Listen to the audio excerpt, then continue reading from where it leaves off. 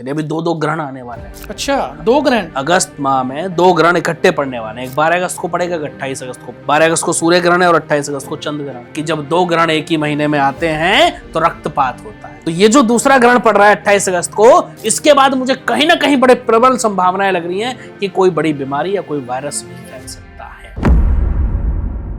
तो मतलब energy crisis भी चलता रहेगा, बिल्कुल चलता रहेगा, प्रोटेस्ट भी चलते रहेंगे। परेशानियां ज्यादा हैं, संभल के चलने वाला समय है। अच्छा समय नहीं है लोगों के लिए। इमरजेंसी फंड तैयार रखो, पैसे बचा के रखो। शेयर मार्केट अभी अगस्त में क्रैश हो सकती है। क्रैश हो सकती है अगस्त में शेयर मार्केट क्रैश हो सकती है। नो डाउट यूएस की इकोनॉमी थोड़ी डाउन जाएगी। अच्छा, यूएस की इकोनॉमी गिर जाएगी, बिल्कुल डाउन जाएगी और अगले कुछ सालों में आप यूएस की इकोनॉमी को बुरी तरह क्रैश होगी। ग्रहण का और भी क्या क्या इम्पैक्ट पड़ेगा? आपको हर तरफ से सावधान रहना है। स्वामी प्रेमानंद जी है, उनकी हेल्थ को लेकर क्या कहना चाहोगे? हेल्थ का ध्यान तो रखना ही रखना है। कोई बड़ा भूकंप, कोई बड़ी जल प्रलय या कोई बड़ी जनहानि अभी होनी बाकी है सभी। आपने हमें बता तो दिया कि 2 ग्रहण आ रहे हैं, आपने हमें बता दिया कि इन व्यक्तियों पे दिक्कत आएगी, इस टाइप की दिक्कतें आएगी। अब उनका बचाव भी तो कर दो, आप उपाय तो दे दो।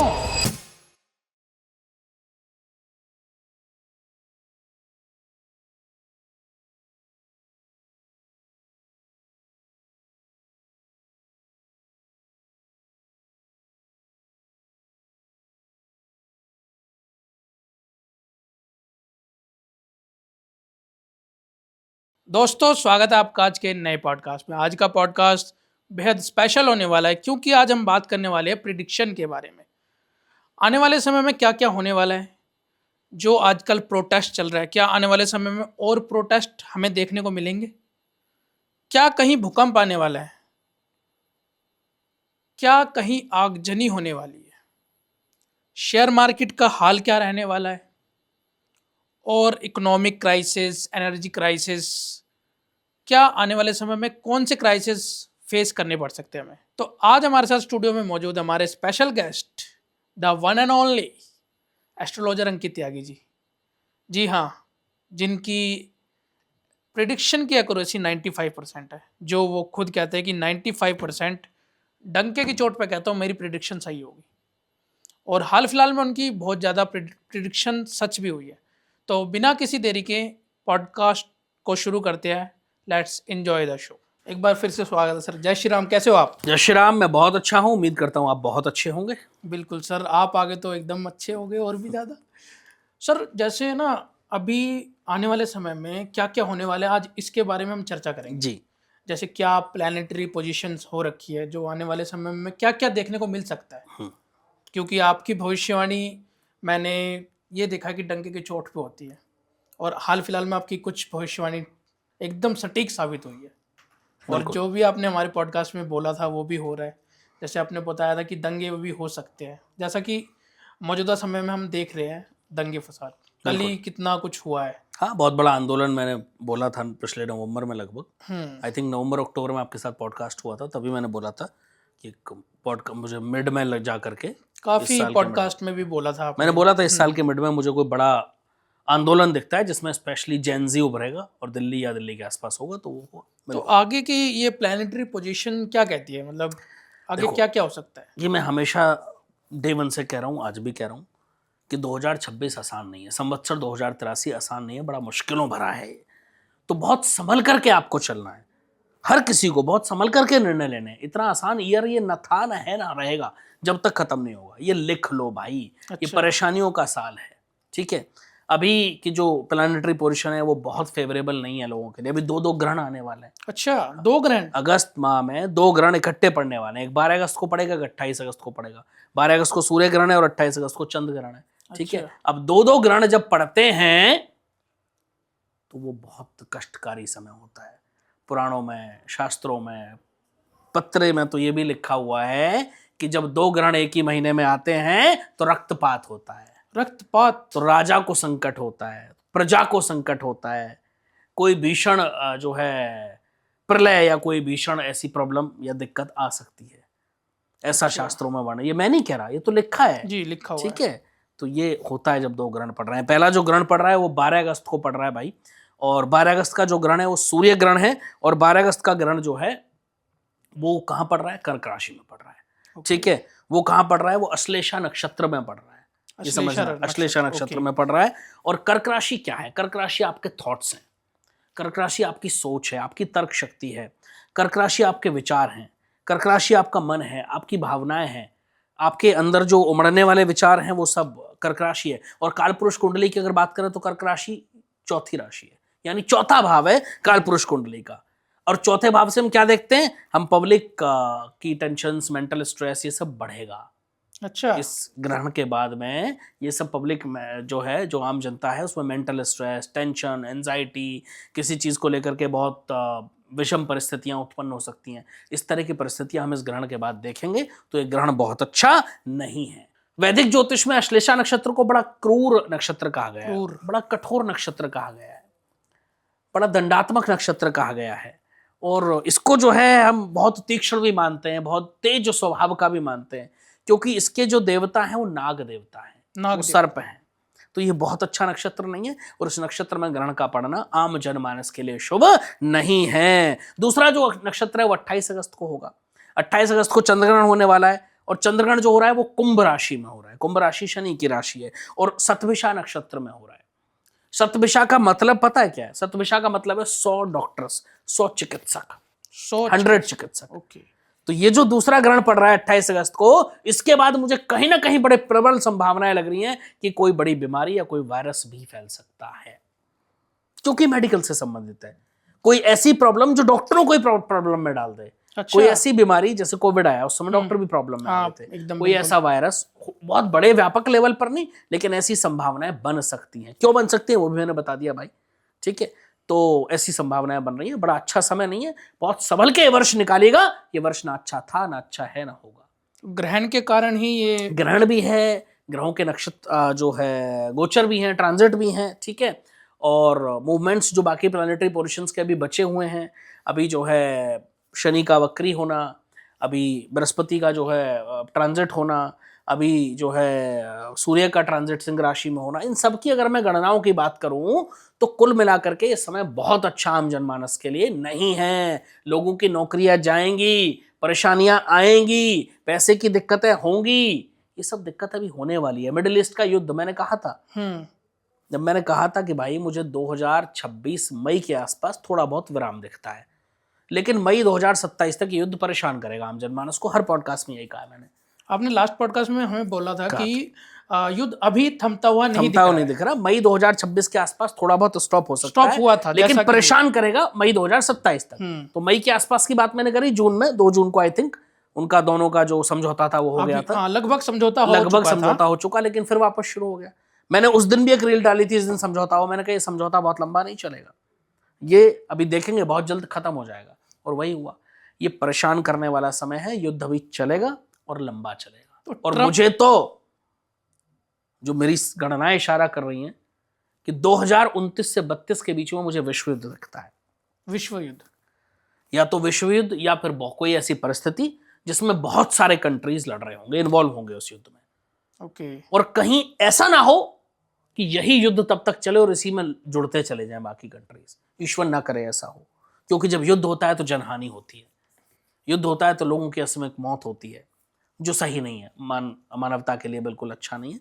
तो मैं चाहूंगा कि ये समाप्त हो, लेकिन ऐसा मुझे दिख रहा है कि कहीं ना कहीं विश्व युद्ध का इशारा 2029 से 32 के बीच में दिखता है। ओके। ये जो मिडिल ईस्ट वॉर हो रही है, इसका इम्पैक्ट तो पूरा ग्लोबली पड़ रहा है। क्योंकि क्योंकि भाई देखो, स्ट्रेट ऑफ हॉर्मुज बंद है। और स्ट्रेट ऑफ हॉर्मुज जो है वो हमारी एनर्जी सप्लाई का, या विश्व के बहुत सारे कंट्रीज की एनर्जी सप्लाई का, तेल सप्लाई का बहुत बड़ा रास्ता है। वहीं से मुख्यतः गुजरता है। और वो रास्ता ही बंद हो जाएगा तो सबकी एनर्जी सप्लाई प्रभावित होगी, सबकी तेल सप्लाई प्रभावित होगी। अब तेल जो है उस पर बहुत सारे जो डिपेंडेंसीज हैं वो किसी भी कंट्रीज की बहुत ज्यादा है। हर कंट्री, इंडिया की तो बहुत ज्यादा है, बहुत ज्यादा है, ठीक है। अब बिना पेट्रोल के, बिना डीजल के, बिना जो है पीएनजी के, और बिना इन सब के, पीएनजी तो खैर शायद इंडिया में बनाते हैं, एलपीजी वहां से आती है। तो बिना एलपीजी के जो है ये सब कैसे चलेगा? बड़ा मुश्किल है भाई, आसान तो नहीं है। तो किसी भी कंट्री के लिए प्रॉब्लम तो होने ही वाली है। और ये मई 2027 तक तो अभी परिस्थिति बहुत विकट है। बहुत संभल के चलो। जो हमारे प्रधानमंत्री जी ने कहा था ना, तेल बचाओ, सोना मत खरीदो, पैसे बचाओ, ये सब मान लो बेहतर रहेगा। इसको हल्के में मत लो भाई, तेल बचाना है, क्योंकि वास्तव में परिस्थिति बहुत विकट है। भारत आत्मनिर्भर बन सके ऐसी तो पॉसिबिलिटी कई, जैसे नितिन गडकरी जी है E20 E30 भी ला रहे हैं, बट उसका भी प्रोटेस्ट किया जा रहा है।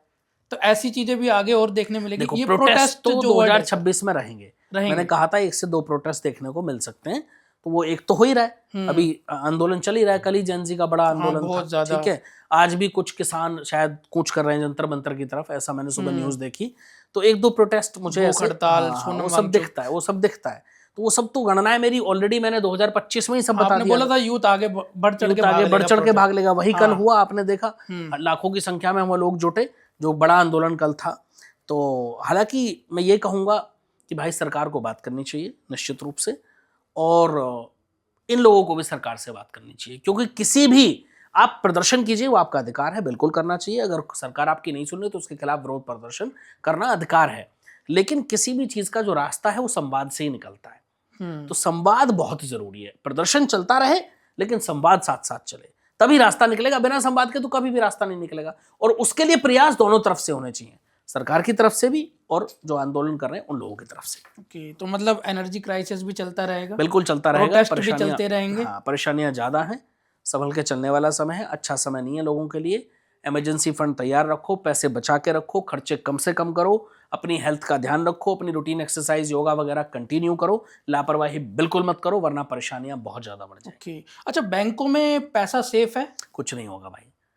ये जितने ज्योतिष कह रहे थे बैठ के अप्रैल मई जून में पैसा खत्म हो जाएगा, बैंक क्रैश हो जाएंगे, कुछ हुआ नहीं। फिर उन्होंने मई जून जुलाई बोलना शुरू कर दिया, कुछ हुआ? मैं अकेला ज्योतिष था जो डंके की चोट पे बैठकर कह रहा था ऐसा कुछ नहीं होगा। कहा था मैंने, कई पॉडकास्ट में कहा, एक जगह नहीं 20 जगह कहा कम से कम, कि कुछ नहीं होगा, आपका पैसा सुरक्षित है। कुछ हुआ? नहीं होगा भी नहीं। ओके, ये न्यूज देखकर भविष्यवाणी करने वाले लोग हैं, इनको ज्योतिष वोतिष आती नहीं है भाई, ठीक है। मैं तो डंके की चोट पर कहता हूँ। तो ये ज्योतिष जो में कहीं ऐसी कोई गणना नहीं। प्लैनेटरी पोजीशन जो अभी बन रही है, इसका शेयर मार्केट में क्या इम्पैक्ट आएगा? शेयर मार्केट अभी अगस्त में क्रैश हो सकती है, क्रैश हो सकती है। बिल्कुल अगस्त में शेयर मार्केट क्रैश हो सकती है। मैंने कहा था जुलाई अगस्त अच्छा नहीं है शेयर मार्केट के लिए। कल भी शेयर मार्केट 400 पॉइंट गिरी है, तो ये मैं बोल चुका हूँ ऑलरेडी। और मैं फिर से कह रहा हूँ, जिन भी लोगों को शेयर मार्केट में इन्वेस्ट करना है वो केवल और केवल लॉन्ग टर्म इन्वेस्टमेंट करें, शॉर्ट टर्म इन्वेस्टमेंट ना करें। अच्छा समय नहीं है, शॉर्ट टर्म इन्वेस्टमेंट करने वालों को बड़े लॉसेस झेलने पड़ेंगे। ओके, मैं फिर से कह रहा हूँ, लॉन्ग टर्म इन्वेस्टमेंट करें, केवल तभी आप सेफ हैं, वरना आप सेफ नहीं। अगर इकोनॉमिक क्राइसिस की बात करें हम, भारत की इकोनॉमी पहले से थोड़ी सी नीचे रहेगी, लेकिन अच्छा। कोई क्राइसिस ऐसा भारत में मुझे नहीं दिखता है। अच्छा नो डाउट यूएस की इकोनॉमी थोड़ी डाउन जाएगी, अच्छा, यूएस की इकोनॉमी गिर जाएगी? बिल्कुल डाउन जाएगी, और अगले कुछ सालों में आप यूएस की इकोनॉमी को बुरी तरह क्रैश होते हुए देखेंगे, बुरी तरह क्रैश होते हुए देखेंगे। अमेरिका टुकड़ों में बढ़ जाएगा और डॉलर की अकड़ खत्म हो जाएगी, डॉलर की बादशाहत खत्म हो जाएगी। यूएसए टूटेगा? बिल्कुल टूटेगा, ये निश्चित है। तो मैं कई साल 1.5-2 साल पहले बोल चुका हूँ कि आने वाले कुछ सालों में आप यूएसए को टूटता हुआ देखेंगे। उसका कोई ना कोई स्टेट टूट करके अलग हो जाएगा, और ट्रंप के रहते रहते ही अमेरिका की इकोनॉमी में डाउनफॉल आएगा। अच्छा, ये डेफिनेट है, इसको कोई टाल नहीं सकता। क्योंकि ट्रम्प तो आदतें भी ऐसी है ना, सारा चीज ठंडा हो गया फिर फायर कर दिया। जो भी है वो जाने भाई, उनकी अपनी स्ट्रेटजी है, लेकिन जो ज्योतिषीय गणनाएं हैं वो ये इशारा कर रही है पाकिस्तान लगभग खत्म हो जाएगा। पाकिस्तान खत्म हो हाँ, जाएगा? लगभग खत्म हो जाएगा। एक छोटा सा बहुत हिस्सा पाकिस्तान का बचेगा, कई टुकड़ों में डिवाइड हो जाएगा। अच्छा, जिसमें पीओके तो भारत ले लेगा, बाकी बलूचिस्तान अलग हो जाएगा। कई टुकड़ों में, मुझे एक से ज्यादा टुकड़ों में बढ़ता पाकिस्तान दिखता है। एक छोटा सा पाकिस्तान बचेगा, फिर वो क्या ही कर पाएगा। तो भारत पाकिस्तान के युद्ध भी देख रहे हो निश्चित आने वाले समय में? 2083 में होना है, तो मैं बहुत पहले से कह रहा हूँ, निश्चित रूप से भारत पाकिस्तान आमने सामने होंगे, इसमें कोई डाउट 1% भी नहीं है। ये होगा, और इस बार पाकिस्तान खत्म हो जाएगा। खत्म होने से मतलब टुकड़े हो जाएंगे, टुकड़े हो जाएंगे, टूटेगा पाकिस्तान। पहले भी हमने किए थे। पहले जब बांग्लादेश को अलग किया तब किसने किए? हमने तब किए भी थे। भारत ने किए थे, भारत ने किए। अभी भी भारत ही करेगा। तब हमारी प्रधानमंत्री जी थी आयरन लेडी इंदिरा गांधी जी, अभी मोदी जी हैं, अब मोदी जी के हाथों से होगा, लेकिन होना तो निश्चित है भाई। अगर भारतीय पॉलिटिशियंस के बारे में अगर कुछ कहना चाहो आप, इनकी कुंडली क्या कहती है? कुछ देखो, अलग अलग पॉलिटिशियन की सबकी अलग अलग कुंडली है, तो अब हम ऐसे जनरल डिस्कशन तो उस पर नहीं कर सकते क्योंकि कुंडली सबकी अलग अलग होती है।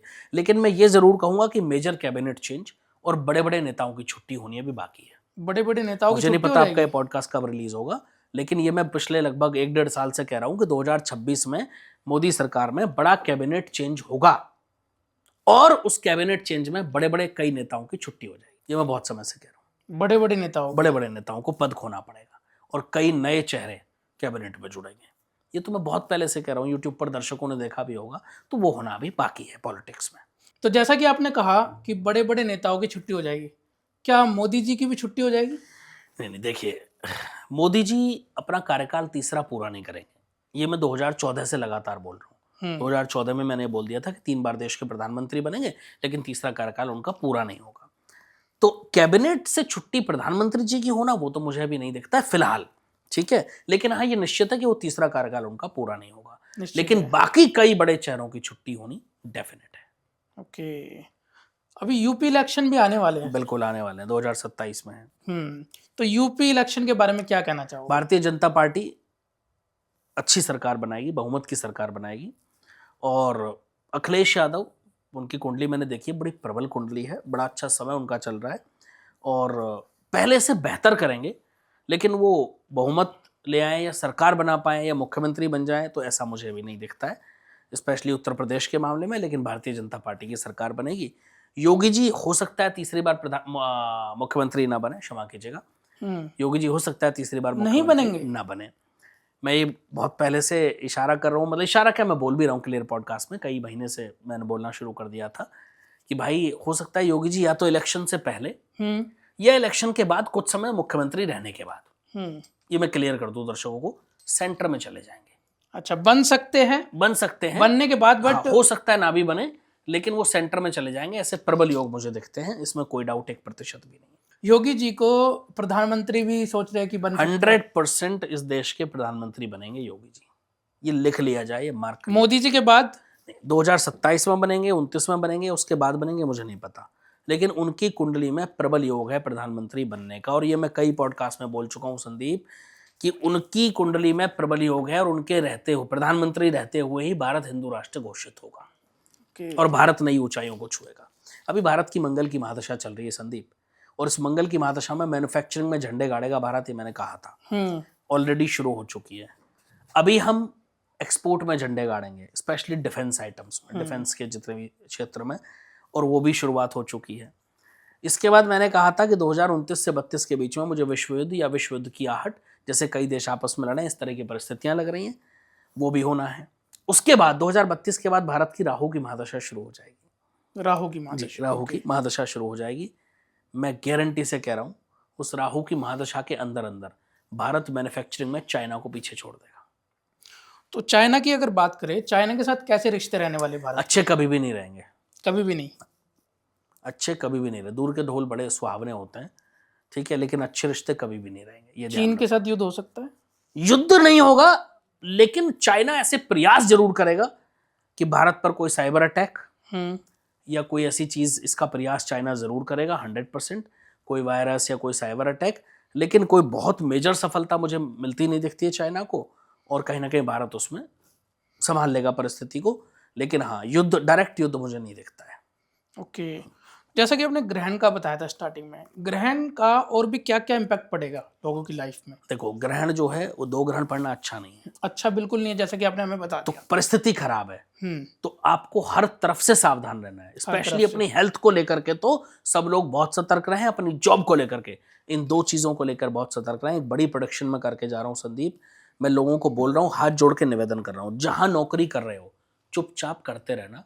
अगर थोड़ा प्रेशर ज्यादा है, बॉस से नहीं पटती है, थोड़ा काम ज़्यादा करना पड़ रहा है, एक्स्ट्रा टाइम करना पड़ रहा है, ओवर टाइम करना पड़ रहा है, तो भी करते रहना भैया, जब तक दूसरी नौकरी हाथ पे ना हो। पुरानी नौकरी मत छोड़ना, क्योंकि आने वाला समय बहुत खराब है। कहीं ऐसा ना हो कि आप नौकरी छोड़ दें और फिर ना मिले, और फिर आपकी परिस्थिति बहुत गंभीर हो जाए, क्योंकि बिना नौकरी के 2 महीने भी परिवार चलाना मुश्किल हो जाता है। तो मेरा निवेदन है, जहां जैसे कर रहे हो लगे रहना। 1 साल, अभी 1.5 साल चुपचाप काट लो, जब तक कि दूसरी अपॉर्चुनिटी हाथ में ना हो। ये गलती मत कर देना, वरना आप लोगों को बहुत ज्यादा परेशानियां झेलनी पड़ेंगी। आजकल सर जगह जगह से न्यूज़ आती है, मर्डर कर दिया किसी का, हस्बैंड वाइफ का हो, जैसे आज अभी एक आया था, पहाड़ से धक्का दे दिया। फिर कुछ रेप के केस आ जाते हैं कि बच्चियों के साथ रेप हो रहा है जी, तो ऐसी चीजें और बढ़ेगी या घटती देखो, हुई ये दिख रही है? असामाजिक तत्व हैं समाज में, और ये पहले भी थे, ये आज भी हैं। पहले कम थे, अब शायद ज्यादा न्यूज आने लगी है, जो मुझे लगता है। लेकिन ये असामाजिक तत्व हैं, और असामाजिक तत्व का समाज में कोई स्थान नहीं होता। तो मैं तो कहता हूं कि इस पर कड़ा कानून होना चाहिए, जो भी लोग ऐसा जो है कृत्य करते हैं या ऐसा कृत्य करने की चेष्टा करते हैं, उनको किसी भी हाल में बख्शा नहीं जाना चाहिए। उनका जो केस है वो फास्ट ट्रैक कोर्ट में चलना चाहिए और इमीडिएट रेजोल्यूशन होना चाहिए। कई लोग क्या करते हैं, कोई भी अपराध करते हैं और फिर सालों साल खुले घूमते हैं, कोई प्रॉब्लम नहीं होती। तो वो जो है उसका कहीं ना कहीं निवारण हमारी सरकार को सोचना चाहिए। हालांकि मैं एक बात और कह रहा हूँ आपसे कि इसी 2083 में भारत के संविधान में कई नई पॉलिसीज चेंज होने वाली हैं। इकोनॉमिक पॉलिसीज, लोगों की जो ये भीड़ इकट्ठा हो जाती है या इस तरह की जो भी अप्रिय घटनाएं होती हैं उनको रोकने के लिए, मॉब लिंचिंग के लिए कोई पॉलिसी या कोई कानून आ सकता है नया।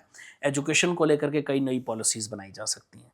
और ये सुनिए, एजुकेशन पे आंदोलन कब हो रहा है संदीप? अब हो रहा है। अब हो रहा है। ये 2 महीने पहले किसी को पता था ये आंदोलन होगा? नहीं। ये प्रोडिक्शन मैंने 2025 में करी थी कि एजुकेशन को लेकर के कुछ ना कुछ चेंजेस या कुछ ना कुछ नई पॉलिसीज 2026 आपने बोला में था। भारत में आएंगी, बिल्कुल संसद बोला में था सर। आएंगे, ये कानून पास होगा। तब मुझे तो नहीं पता था आंदोलन होगा। ये होती है ज्योतिष की ताकत, ये होती है गणनाएं। तो जिस वजह से आंदोलन हो रहा है कि एजुकेशन मिनिस्टर का इस्तीफा चाह रहे हो, तो क्या इस्तीफा दे देंगे वो? देखो, वो इस्तीफा देंगे नहीं देंगे ये तो मोदी जी डिसाइड करेंगे या उनकी कैबिनेट डिसाइड करेगी या धर्मेंद्र प्रधान खुद डिसाइड करेंगे। लेकिन मैं इतना जरूर कह रहा हूँ, कुर्सी बचाना आसान नहीं है उनके लिए, आसान नहीं है। बहुत हाँ, क्योंकि यूथ तो बढ़ चढ़ के भाग ले यूथ रहा है भी। ना और ये protest तो मैंने बहुत पहले ही कहा भाई, कई बड़े बड़े नेताओं की छुट्टी होनी डेफिनेट है, उसको आप टाल नहीं सकते हो। वो ज्योतिषीय गणनाएं हैं, वो होना निश्चित है संदीप, उसमें कोई डाउट नहीं है भाई।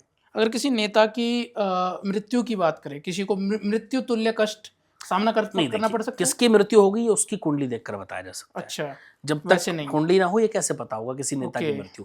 जैसा मुझे दिख रहा था कोई बड़ा आदमी हमें प्लेन हादसे में छोड़ के चला जाएगा, वो मैंने बोला था और वो हुआ। ठीक है, अब मैं ऐसे कह दूं कि किसी पॉलिटिशियन की डेथ, तो कई सारे लोग जो है हर साल में आई थिंक 1-2-3 लोग तो हमें छोड़ के चले ही जाते हैं, जो मुझे लगता है जिनकी वो बड़ी age होती है, कॉमन जाने चीज की है, age होती है। जिनकी जाने की एज होती है। तो ये तो बड़ी कॉमन चीज है, इस पर मैं प्रोडिक्शन नहीं करता हूँ, करनी भी नहीं चाहिए वैसे व्यक्तिगत। जो मुझे लगता है, क्योंकि मैं ज्योतिषीय गणनाओं की बात करता हूँ, मैं ये न्यूज देख करके या तुक्के वाली प्रोडिक्शंस में नहीं करता भाई। करनी भी नहीं चाहिए सर। ओके, तो जैसे भारत में कई सारे कथावाचक है, जैसे स्वामी प्रेमानंद जी है, जी, उनकी हेल्थ को लेकर क्या कहना चाहोगे? देखो प्रेमन जी कुंडली तो मेरे पास नहीं है भाई, तो मुझे नहीं पता उनकी कुंडली क्या कह रही है। अच्छा। शायद मुझे लग रहा है उनके पास भी ना हो, क्योंकि बचपन में घर से आ गए थे, तो मेरे पास उनकी कुंडली नहीं है। लेकिन मैं इतना जरूर कहूंगा कि भाई दोनों किडनी फेल है तो हेल्थ का ध्यान तो रखना ही रखना है। लेकिन जिस पर राधा रानी की जो है असीम कृपा हो, उसका कौन क्या ही बिगाड़ सकता है। जिस पर प्रभु कृपा हो जाती है उसको फिर डरने की आवश्यकता नहीं होती। हमने सर यूपी इलेक्शन की बात करी यहाँ पे, और 2027 में पंजाब में भी इलेक्शन होने वाले हैं। बिल्कुल। वहां पे क्या रिजल्ट होने वाला है? पंजाब में आम आदमी पार्टी की सरकार रिपीट नहीं कर रही है। अच्छा, रिपीट नहीं कर रही? किसी भी हाल में नहीं। ओके। अभी मुझे नहीं पता किसकी सरकार आएगी, वो भी मैं वक्त रहते बता दूंगा आपको जब मेरी गणनाएं पूरी हो जाएंगी। लेकिन मैं ये जरूर कह रहा हूँ कि पंजाब में आम आदमी पार्टी किसी भी हाल में दोबारा भगवंत मान या अरविंद केजरीवाल दोबारा वहां सरकार नहीं बना पाएंगे, रिपीट नहीं होंगे। ये डेफिनेट है। आम आदमी पार्टी वहां से चली जाएगी? वहां से बिल्कुल चली जाएगी। और अभी दिल्ली में भी कोई चांस मुझे आम आदमी पार्टी के आते हुए दोबारा नहीं दिख रहे हैं, ये भी सत्य है। तो अभी आम आदमी पार्टी को जो उनकी इंसेप्शन चार्ट है, जो फाउंडेशन चार्ट है आम आदमी पार्टी का, वो मैंने देखा है, तो अभी काफी समय मुझे ऐसा लगता है कि उनको इंतजार करना पड़ेगा, सत्ता से बाहर रहना पड़ेगा। भारत में कई राज्यों के मुख्यमंत्री ऐसे कुछ है जो अपना कार्यकाल पूरा कर लेंगे? ये तो मैंने कई सारे प्रोडिक्शंस मैंने करी हुई हैं ऑलरेडी, इस पर कई सारे पॉडकास्ट में बोला है। आपके में बोला है नहीं बोला मुझे नहीं पता, बट ये मैंने बोला हुआ है ऑलरेडी कि दिल्ली की मुख्यमंत्री रेखा गुप्ता अपना कार्यकाल पूरा नहीं कर पाएंगे। हाँ जी, वो मेरे में बोला था, बोला हुआ था। राजस्थान के मुख्यमंत्री भजन लाल शर्मा अपना कार्यकाल पूरा नहीं करेंगे। ओके। बिहार के मुख्यमंत्री सम्राट चौधरी अपना कार्यकाल पूरा नहीं करेंगे।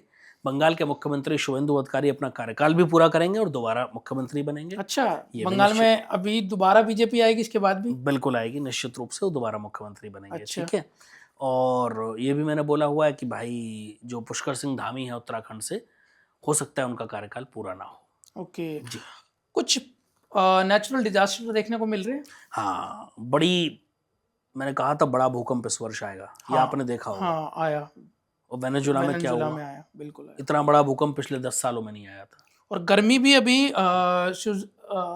यूरोप कंट्रीज में गर्मी भी बहुत गर्मी बहुत ज्यादा पड़ गर्मी बढ़ गई है, बहुत ज्यादा। और फर्स्ट टाइम उन्होंने देखा है एसी के लिए भगदड़ मच रही है, रेड लाइट पिघल के गिर रही है, ऐसी वीडियोस आ रही है। I think AI generated videos थी, क्योंकि जितना टेम्परेचर है उतने पर पिघलता तो कुछ नहीं है।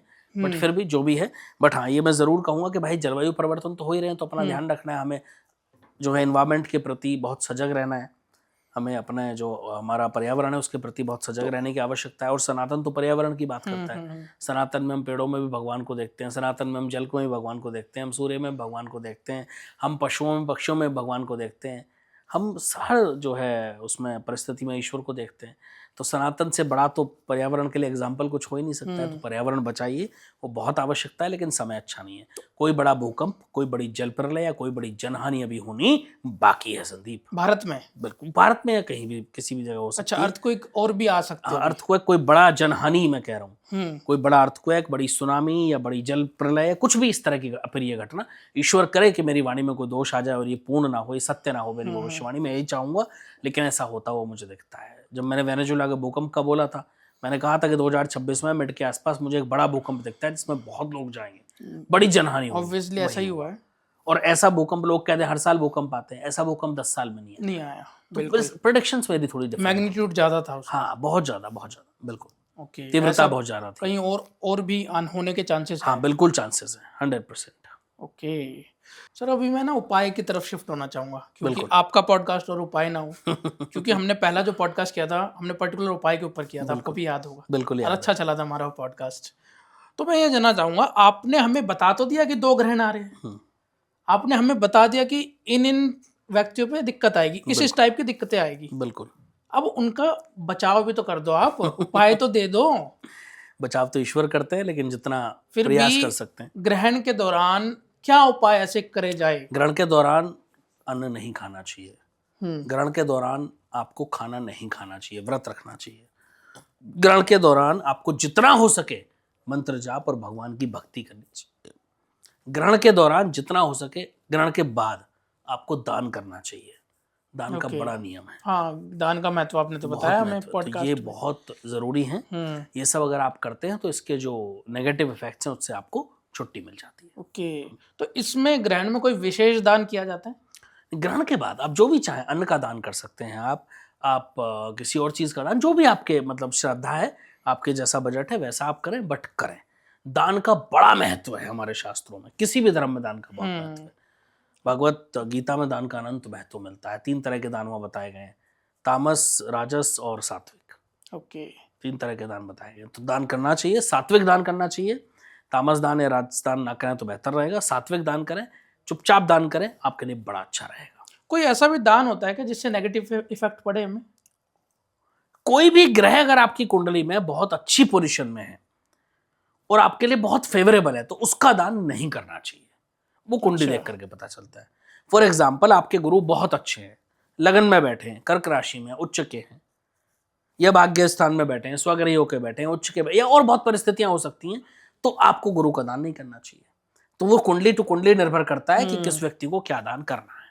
और मैंने तो सुना है कि चंद्रमा अगर 6th हाउस में, तो पानी का दान तो बिल्कुल भी नहीं करना चाहिए। बहुत सारी चीजें, मैंने कहा ना, कुंडली टू कुंडली डिपेंड करता है। तो हर कुंडली का अलग विषय होता है। हर कुंडली का अलग। ओके, अब जैसे नौकरी का आपने बताया हमें कि नौकरी लोगों की चली जाएगी, तो नौकरी पकड़ के रखिए। बिल्कुल। किसी को जॉब ही नहीं मिल पा रही, हाँ, या जिसकी चल रही है उसकी बची रहे, हाँ, उसके लिए एक महा उपाय मैं बता देता हूँ जो आपको करना है। सबसे पहले तो आपको क्या करना है, रोज सुबह चींटियों को फीड करना शुरू कर दो। चींटियों ये ऐसा उपाय है संदीप कि आज तक खाली नहीं गया। ये जिसने किया उसकी तकदीर बदली है। चींटियों को रोज फीड करना शुरू कर दो। भुना हुआ आटा और उसमें बूरा मिला के रोज डाल दो। एक मुट्ठी चींटियों को नहीं डाल सकते, इतना समय नहीं है। एक बिस्किट का पैकेट लो 10 रुपए वाला, उसको हाथ से क्रश करो, डाल दो। निश्चित है कि आपका जीवन बदल जाएगा। चींटी, देखिए, जब चींटियां भोजन करती हैं, जो आत्मा चींटी के अंदर, इंसान के अंदर भी वही है। आत्मा में तो कोई भेद नहीं है, शरीर छोटा बड़ा हो सकता है, आत्मा तो वही है। अब आपने एक मुट्ठी बिस्किट या एक मुट्ठी आटा अगर भुना हुआ डाला तो उसमें कितनी चींटियों को तृप्त कर दिया? हजारों चींटियों। इससे बड़ा भंडारा कुछ हो सकता है? हो ही नहीं सकता। हो गया भंडारा, आपने हजारों आत्माओं को तृप्त कर दिया। और जब आप भूखे को तृप्त करते हैं तो उसकी आत्माओं से जो आपके लिए शब्द या आपके लिए अच्छे भाव निकलते हैं, उनका बड़ा प्रभाव होता है। प्रकृति आपको उतना ही रिटर्न देती है, उससे ज्यादा रिटर्न देती है इनफैक्ट। तो ये करना शुरू कीजिए। एक ऐसा उपाय है कि आपकी समस्त बाधाओं का नाश कर देगा। आजकल ना रिलेशनशिप इश्यूज बहुत ही बढ़ रहे हैं, जैसा हमने डिस्कस करा था। जैसे मर्डर भी आजकल यही हो रहे हैं, रिलेशन में दिक्कत है जब भी तो हो रहे हैं। दोनों पति पत्नी साथ में सप्ताह में एक बार, 15 दिन में एक बार या महीने में एक बार मंदिर जाना शुरू कर दो साथ में। और जाके जल चढ़ाओ भगवान शिव पर। हनुमान जी के मंदिर जा रहे हो तो वहां बैठ के पूजा करो, हनुमान चालीसा पढ़ो। जहां भी जो भी मंदिर आसपास में उसमें जाना शुरू कर दो। दूसरा, दोनों पति पत्नी सप्ताह में किसी एक दिन घर के मंदिर में साथ बैठ के पूजा करें। ओके। ये करना शुरू कर दो, आपके रिश्तों में मधुरता आ जाएगी, आपके रिश्तों में प्रेम होगा, आपके रिश्तों में स्नेह होगा और आपके रिश्तों में पारदर्शिता होगी। कि हफ्ते में एक दिन मंदिर जाना है जी। और हफ्ते में एक दिन घर के चाहे मंदिर में घर बैठ के मंदिर में कर दो, चाहे मंदिर जाके कर दो, बेहतर रहेगा। मंदिर चले जाए तो और अच्छा। जो लोग नहीं जा सकते वो घर के मंदिर में कर दें, लेकिन महीने में एक बार मंदिर जरूर जाए। तो इससे रिश्तों में मिठास बनी बहुत रहेगी। फर्क पड़ेगा, बहुत फर्क पड़ेगा, विश्वास कीजिए। ओके। किसी का बिजनेस बहुत अच्छा चल रहा था लेकिन सडनली डाउनफॉल आ गया। हरी मूंग रोज रात को भिगो और सुबह पक्षियों को डालना शुरू कर दो। पक्षियों को हरी मूंग रोज रात को भिगोनी है और सुबह भीगी हुई मूंग पक्षियों को डालना शुरू कर दो। आप 100% देखोगे कि आपका बिजनेस जो चलते चलते ठप हो गया था या उसमें बहुत बड़ा डाउनफॉल आ गया था, वो अचानक से उठना शुरू हो जाएगा। आपकी क्लाइंटेज बढ़नी शुरू हो जाएगी, आपके ग्राहक बढ़ने शुरू हो जाएंगे, आपका जो आपके यहाँ लोग काम करते हैं वो आपके फेवर में होना शुरू हो जाएंगे, ज़्यादा मेहनत से काम करना शुरू कर देंगे। ये उपाय कर लो, महाउपाय है, जीवन बदल देगा। ओके। एक आपने स्रोत बताया था मैं पिछले पॉडकास्ट में, मैं चाहूँगा उसको आप दोबारा रिपीट करो। अपराज ऐसा कुछ करके था वो। अपराजिता स्त्रोत। यस यस यस, वो हमारी रील भी बहुत चली थी सर। अरे बड़ा बड़ा बड़ा अच्छा उपाय है वो। हाँ। अपराजिता स्त्रोत का पाठ कब करना चाहिए? जब आपको संकटों ने बुरी तरह घेर लिया हो, जब कोई रास्ता ना बचा हो, जब कोई आपके सामने परिस्थिति ना बची हो, तब आप अपराजिता स्त्रोत का पाठ कर लेना। आपकी समस्त परेशानियां खत्म हो जाएंगी। और अगर हो सके तो अपराजिता के पुष्प अगर कहीं मिल जाए, अपराजिता के फूल मिल जाए, तो भगवान शिव को, भगवान शंकर को इस पूरे सावन चढ़ा देना। सावन मास शुरू हो रहा है 30 जुलाई से 28 अगस्त तक चलेगा। पूरे सावन हर रोज अपराजिता के फूल भगवान शिव पर चढ़ा देना। आपकी जितनी बाधाएं हैं सबका नाश हो जाएगा। सर सावन जैसे अपने अभी बात छेड़ी दी, तो हम थोड़ा सावन पे भी चर्चा कर ही लेते हैं। बिल्कुल कर लेते हैं। इस बार का सावन में क्या खास है? इस बार के सावन में क्या खास है? देखो, सावन तो सावन है, उसमें खास और विशेष से मतलब ही नहीं है। वो इसलिए सावन विशेष है क्योंकि महादेव का महीना है, महादेव को प्रिय है। और जो चीज महादेव को प्रिय है वो विशेष है, उसमें फिर शंका नहीं है कि वो क्यों है या कैसे है, वो है तो है। तो ये समझ लो कि सावन खास है।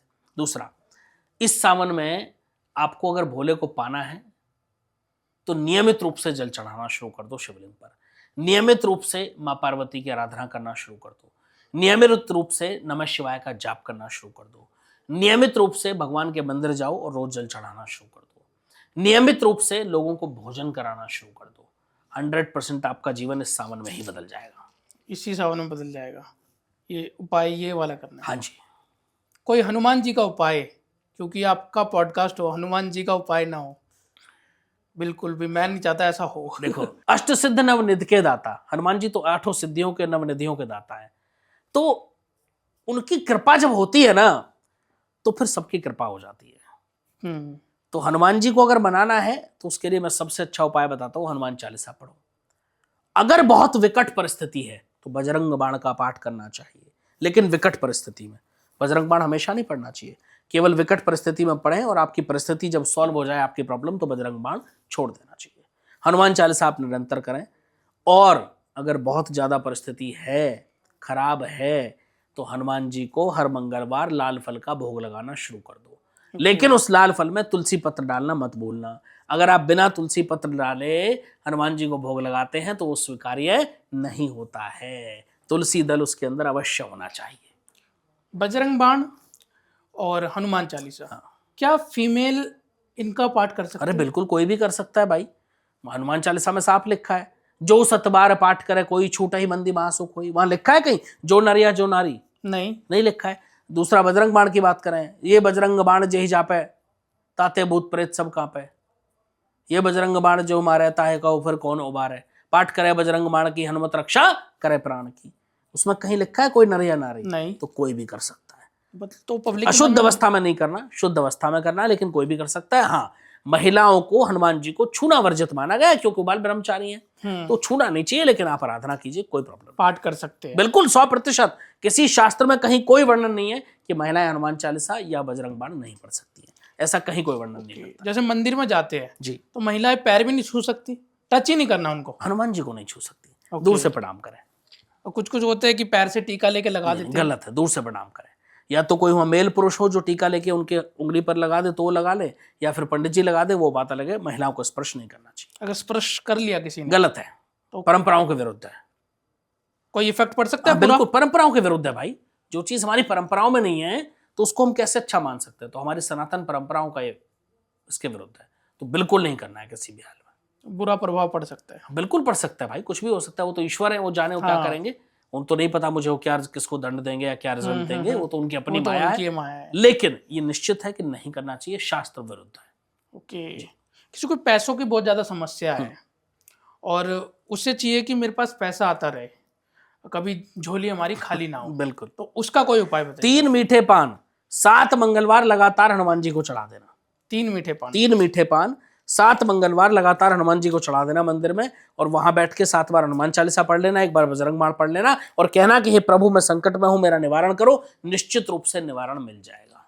ओके। 7 मंगलवार के अंदर अंदर उस चीज का सोल्यूशन आपको 7 मंगलवार। 7 मंगलवार के अंदर अंदर।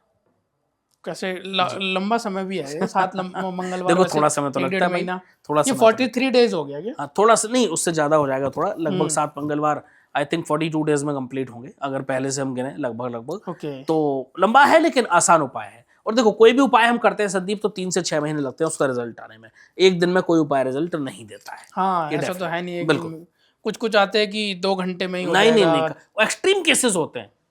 कुछ केसेस बहुत एक्सट्रीम होते हैं जहां पर हम ये बताते हैं कि भाई ये उपाय आप कर लो तो ये आपको बहुत जल्दी फल दे देगा। वो कोई बीमार है, कोई वेंटिलेटर पे, या कोई इस तरह का केस है, तो अदरवाइज तो हम कहते हैं कि उपाय में हमेशा समय लगता है। कुछ कुछ लोग ऐसे भी आते हैं कि कहते हैं कि 2 घंटे में उपाय करो और शाम तक आपको रिजल्ट मिल जाएगा। पैसों का देखिए, मैं एक बात हमेशा पूछता हूँ भाई, उपाय है, जादू नहीं है, ठीक है? और उपाय में हमेशा जब उपायों की बात करता हूँ तो मैं एक बात हमेशा कहता हूँ संदीप, उपाय क्या होते हैं? उपाय वो जो हमारी परंपराओं से हमें जोड़े, उपाय वो जो हमें ईश्वर से जोड़े, उपाय वो जो हमें भगवान से जोड़े, हमारी आस्था से जोड़े, हमारे विश्वास से जोड़े। और कोई ऐसा उपाय नहीं है। अगर ऐसा कुछ होता कि 2 घंटे में कोई धनवर्षा हो जाती तो मैं यहाँ बैठ के पॉडकास्ट कर रहा होता 2 घंटे, मैं वो उपाय ना कर रहा होता बैठ के। तो ऐसा कोई उपाय नहीं है भाई, कर्म आपको ही करना पड़ेगा। अगर उपाय अच्छे हैं, सात्विक हैं, आपको ईश्वर से जोड़ने वाले हैं, तो कहीं ना कहीं उन उपायों के माध्यम से आपके आसान रास्ते हो जाते हैं, परेशानियां कम आती हैं, लेकिन मेहनत आपको ही करनी पड़ती है। ऐसा कोई उपाय नहीं जो 2 मिनट में या 2 घंटे में आपकी धनवर्षा करा दे। ये सब मनगढ़ंत कहानियां हैं।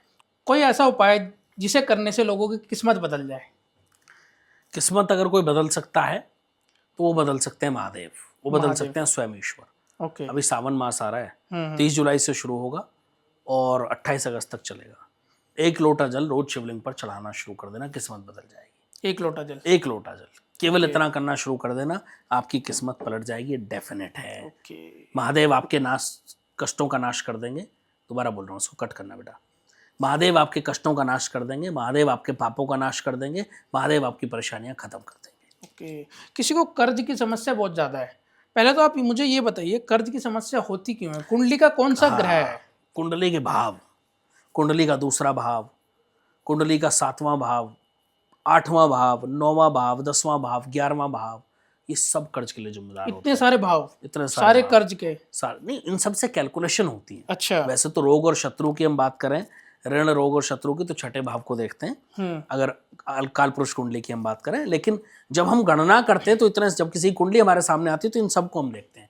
क्यों देखते हैं? क्योंकि इन सबसे जुड़े हुए। दूसरा भाव तो धन का भाव है। 5वें भाव से कहीं ना कहीं हम इनकम कई बार देखते हैं, व्यक्ति का जो कार्य है वो देखते हैं।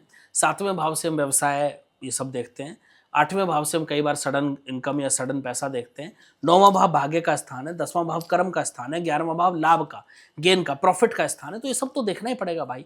इसके हिसाब से हम बताते हैं कि भाई किसी के जीवन में कर्जे क्यों बढ़ रहे हैं। फिर भी यदि कर्जे ऑलरेडी बढ़ गए हैं, आपके कर्जे बढ़े हुए हैं ऑलरेडी, आप बहुत उपाय कर रहे हैं, नहीं उतर रहे हैं, तो एक महा उपाय आज मैं आपको बता के जा रहा हूँ, वो कर लेना। पीपल के वृक्ष की 108 परिक्रमा हनुमान चालीसा पढ़ते हुए रोज करना शुरू कर दो, सुबह सूर्य उदय से पहले। ओके। पीपल के वृक्ष की 108 परिक्रमा हनुमान चालीसा पढ़ते हुए करनी है, सूर्य उदय से पहले करनी है। आपकी बड़ी से बड़ी विपत्ति आपके सामने घुटने टेकने को मजबूर हो जाएगी। बड़ी से बड़ी विपत्ति, और कर्जे आपके खत्म हो जाएंगे। कुछ ही समय में रास्ते खुलने शुरू हो जाएंगे। मेहनत आप ही को करनी पड़ेगी, पैसा आप ही को कमाना पड़ेगा, कर्जे उतारने भी आपको ही पड़ेंगे, लेकिन आपके रास्ते खुल जाएंगे। कुछ ऐसी गलतियां जो आम जीवन में व्यक्ति करता है जिसकी वजह से उन्हें प्रॉब्लम फेस करनी पड़ती है। सबसे बड़ी गलती, इंसान को लगता है मैं गलत कर रहा हूँ, किसी को नहीं दिख रहा। अरे भगवान सब देख रहे हैं, भगवान तो देख ईश्वर सब देख रहे हैं। आप कैमरे से बच सकते हो लेकिन ईश्वर की नजर से तो नहीं बच सकते ना। तो ये सबसे बड़ी गलती। दूसरी बड़ी गलती जो लोग करते हैं कि दिखावा, वो भी भगवान के दर पर, वहां तो छोड़ दो भाई, वहां कुछ नहीं दिखा पाओगे आप। अगर आपका भाव, आपका समर्पण सच्चा नहीं है तो आप कुछ हासिल नहीं करोगे वहां से। तीसरी बड़ी गलती कि अपने ही घर में अपने ही लोगों का सम्मान न करना। ये 3 आदतें जिसने सुधार ली उसका जीवन भी सुधर जाएगा और उसका परलोक भी सुधर जाएगा। अच्छा, ये 3 आदतें ये 3 आदतें सुधार लो, ये 3 गलतियां करना बंद कर दो। अच्छा, करोड़पति बनने का कोई उपाय होता है? या करोड़पति आप अपने कर्मों से बनोगे, आप अपनी मेहनत से बनोगे। उपाय सिर्फ आपके ग्रहों को थोड़ा अच्छा कर सकते हैं, अगर नेगेटिव इफेक्ट है तो उसको कम कर सकते हैं, बाकी मेहनत तो आप ही को करनी पड़ेगी। ओके, बिल्कुल। जो अभी ग्रह की पोजीशन देख के आप ये बता सकते हो कि कौन कौन सी राशियों के लिए मालामाल बनने के योग हैं और किनको सावधान रहना चाहिए? देखो, जनरली अगर मैं बात करूं तो अभी सूर्य का सिंह राशि में गोचर हो रहा है, आपकी कुंभ राशि, मीन राशि और मेष राशि पर 7.5 ही चल रही है। अगर जनरल आप राशि वाइज पूछ रहे हैं तो मैं बता देता हूँ, मीन राशि के लिए भी टफ समय है। जून 2027 तक बहुत स्ट्रेस, बहुत टेंशन, बहुत परेशानियां उनको रह सकती हैं। उसके बाद थोड़ा सा समय उनका ठीक होगा। कुंभ राशि वालों का आखिरी चरण चल रहा है, 7.5 समाप्त हो जाएगी जून 2027 में, तो कहीं ना कहीं उनकी उन्नति के मार्ग प्रशस्त होते मुझे दिखते हैं। मेष राशि वालों का भी 7.5 का पहला चरण शुरू हुआ है, दूसरा चरण जून 27 से माफ कीजिएगा शुरू होगा और 29 में दूसरा चरण समाप्त होगा। तो मेष राशि के लिए भी बहुत टफ समय है। आपके धैर्य की परीक्षा होनी बाकी है। कहीं ना कहीं आपको बहुत धैर्य से काम लेना है, बहुत पेशेंस से काम लेना है और कहीं ना कहीं कर्मों का हिसाब भी होना बाकी है। अगर किसी ने गलत किया है तो उसका फल तो शनिदेव दे के जाते हैं। दूसरा, शनिदेव आपको सिखाते हैं। शनिदेव आपको तोड़ते नहीं है, शनिदेव आपको सिखाते हैं। और जब आप सीख जाते हैं ना तो दोबारा आप वो गलतियां नहीं करते। ओके, तो निश्चित रूप से ठीक है। सिंह राशि में गोचर हो रहा है सूर्य का भी, तो मैं ये कहूंगा कि भाई सिंह राशि वालों के लिए बड़ा अच्छा समय है। अच्छा, सिंह वालों के लिए सिंह राशि वालों के लिए बहुत अच्छा समय है। कन्या राशि वालों के लिए बहुत अच्छा समय है, बहुत सारी अपॉर्चुनिटीज मिलेंगी, बहुत सारे नए नए रास्ते खुलेंगे उनके। वृश्चिक राशि वालों के लिए बहुत अच्छा समय है ओवरऑल। लगन कुंडली के हिसाब से बताया आपने? नहीं, ये चंद्र राशि के हिसाब से, ये मैंने राशि के हिसाब से बताया। राशि के हिसाब से 2 राशि होती है, सूर्य राशि और जो है चंद्र राशि, चंद्र राशि के हिसाब से। चंद्र राशि के अकॉर्डिंग। ओके, जैसा आपने शनि की यहाँ पे बात करी थी, शनि की 3.5 की राशि की चल रही है जी, मीन राशि का और कुंभ राशि का आखिरी चरण भी चल रहा है। बिल्कुल। तो शनि की 7.5 में राइज करना है किसी को और बैड इम्पैक्ट से बचना है शनि की 7.5 से, तो कौन सा उपाय, कौन सा ऐसा महा उपाय करना चाहिए? पहले तो सबसे पहले हो सके तो रोज सुबह, ना हो तो कम से कम शनिवार की सुबह तो जरूर आप गरीबों को भोजन कराना शुरू कर दो। पहला महा उपाय, 7.5 के बैड इफेक्ट कम हो जाएंगे। दूसरा, हर शनिवार आप पीपल के 11 पत्ते लो, उसको अच्छे से साफ करो, धो, खंडित ना हो, साबुत पत्ते हो, उस पर कुमकुम से और अनार की कलम मिल जाए तो बहुत अच्छा, उससे आप राम राम लिख लो। उसकी कलावे में जो मौली होती है उसका धागा बनाओ और हनुमान जी को अर्पण करना शुरू कर दो। ओके, आप देखते देखते आपका समय बदल जाएगा, आपके बहुत सारे जीवन के कष्ट समाप्त हो जाएंगे। अच्छा, हनुमान जी का उपाय शनि की 7.5 से बचाते हैं? हाँ बिल्कुल, हनुमान जी के भक्तों को शनिदेव परेशान नहीं करते, ऐसा तो शास्त्रों में वर्णन हाँ, मिलता बिल्कुल है लिखा हुआ कि हनुमान जी के भक्तों पर शनिदेव की कुदृष्टि नहीं पड़ती है। इसलिए मैं कहता हूँ हनुमान जी की शरण में चले जाओ, सब अपने आप बैलेंस हो जाएगा। ओके, तो थैंक यू सो मच। जय श्री राम सर, बहुत अच्छा लगा आपसे। बहुत आभार सभी दर्शकों को मेरा जय श्री राम। अभी पितृपक्ष आने वाला है, उसके लिए भी एक पॉडकास्ट रखेंगे। बिल्कुल बिल्कुल, पक्का। ठीक है, ओके।